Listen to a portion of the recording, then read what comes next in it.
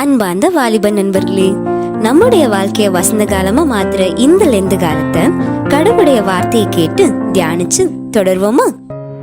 ஆண்டவராக இயேசு கிறிஸ்துவின் நாமத்தினாலே உங்கள் அனைவருக்கும் அன்பின் வாழ்த்துக்களை தெரிவித்துக் கொள்கிறேன். யோவான் எழுதின சுவிசேஷம் 3ஆம் அதிகாரம் 22 முதல் 30 வரை உள்ள வசனங்களை வாசித்தோம் என்றால், ஆண்டவராக இயேசு கிறிஸ்து யூதேயா தேசத்திற்கு ஞானஸ்நானம் கொடுக்க செல்கிறார். அங்கே யோவான் ஸ்நானகனுடைய சீஷர்கள் அவரிடத்தில் முறையிடுகின்றனர்.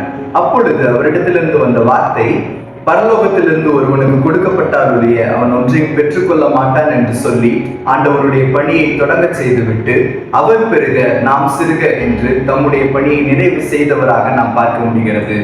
யோவான் ஸ்நானகன் தம்முடைய வாழ்நாள் முழுவதும் கடவுளுடைய பணி செய்து நிறைவு பெற்றவராக வாழ்ந்தாரோ அதுபோல நாமும் இந்த தவக்காலத்தில் நம்முடைய வாழ்வை கடவுளுக்காக அர்ப்பணிப்போம்.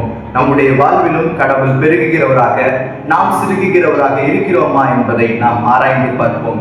கர்த்தர் தாமே உங்களை ஆசீர்வதிப்பாராக. ஆமென்.